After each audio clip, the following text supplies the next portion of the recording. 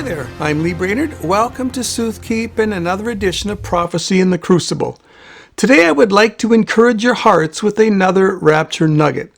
One of my favorite passages in the Bible is John chapter 14, 1 through 3, where we read that there are many mansions in the Father's house above, and that the Lord Jesus is gone there to prepare a place for each one of us. As we read, I go to prepare a place for you.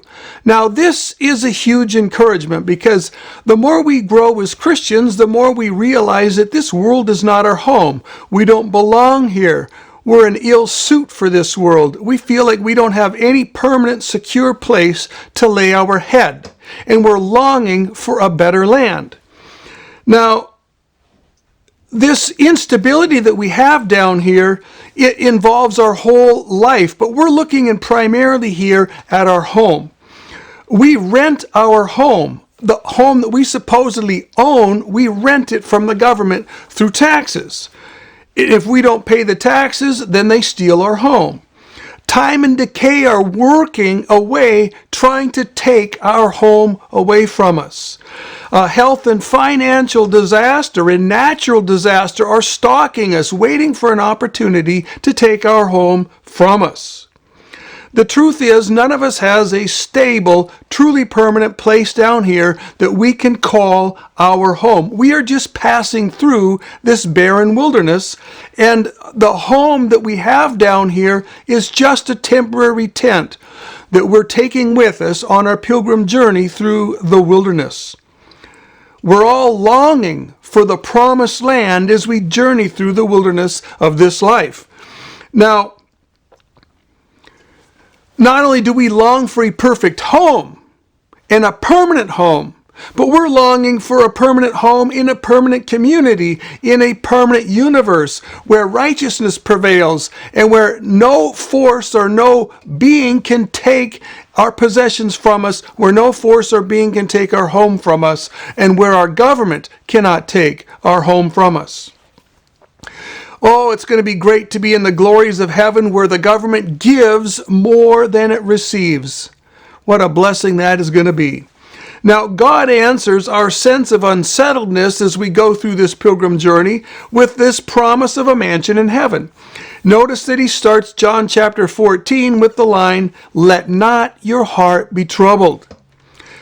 This is the Lord saying, hey, don't worry about it. I got it. I got this. I got you. I've got you covered. In my Father's house are many mansions. I go to prepare a place for you. Now, the fact that God has us covered in this matter of a mansion in heaven is a tremendous blessing to us. It's a tremendous encouragement. We're used to getting far less or far different than what we wanted.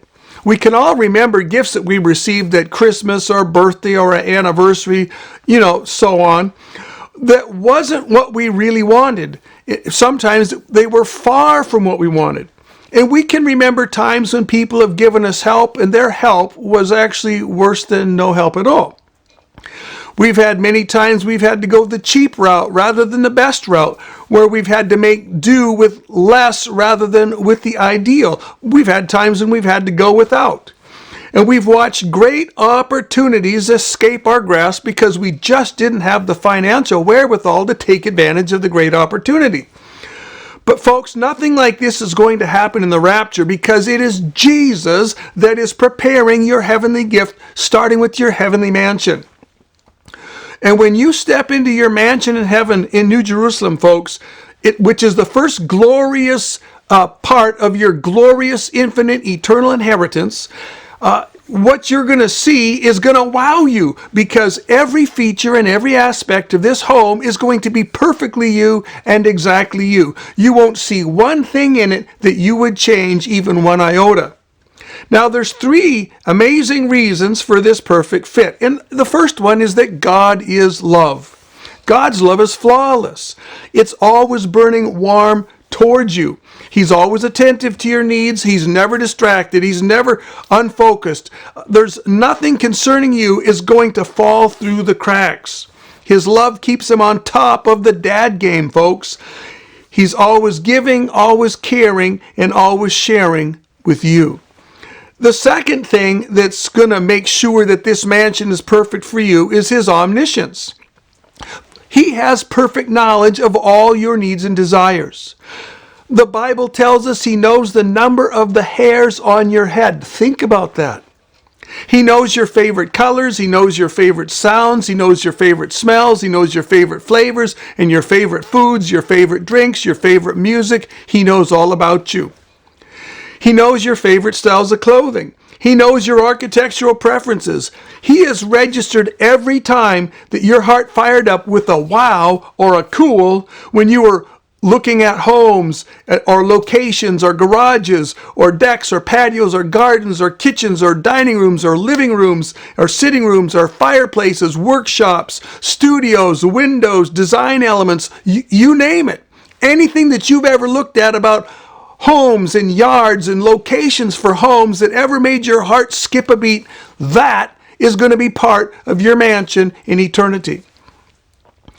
And the third thing that goes into this mix, why that mansion is going to be absolutely ideal and flawless for you folks, is that there's nothing that you can desire in your home that is out of his league. If you can picture it or think it, he can do it. This is the God that spoke the universe into existence with all the galaxies and all of the solar systems and all the amazing features, every planet, every moon, every star. This is an amazing God. And this is the same God that's designed the flowers and the trees and the plants and the animals, the birds and the fish and the microbes and the insects, and the insanely complex cell structure that's in all the living creatures, insanely complex biochemistry, the amazing beauties of inorganic chemistry, the wonders of physics and of math, and the beauties of music and art. It's this God that is designing your mansion. And so you can guarantee, you can take it to the bank, folks, that there is going to be perfection, absolute perfection in your mansion. He's not going to have any trouble designing and building the mansion that you're thinking in your head. The fact is, you cannot overtask him, you cannot overask him, and you cannot overwhelm him. So in conclusion, folks, soon your time of wandering through the wilderness of this world is going to be over, and your life is going to be over, and you're soon going to be in your permanent home, in a permanent city, in a permanent world. In my Father's house are many mansions. I go to prepare a place for you. And so you're going to have your dream home in a heaven, folks. It's in a dream location. It's in a dream world. It's in the dream new heavens and the new earth.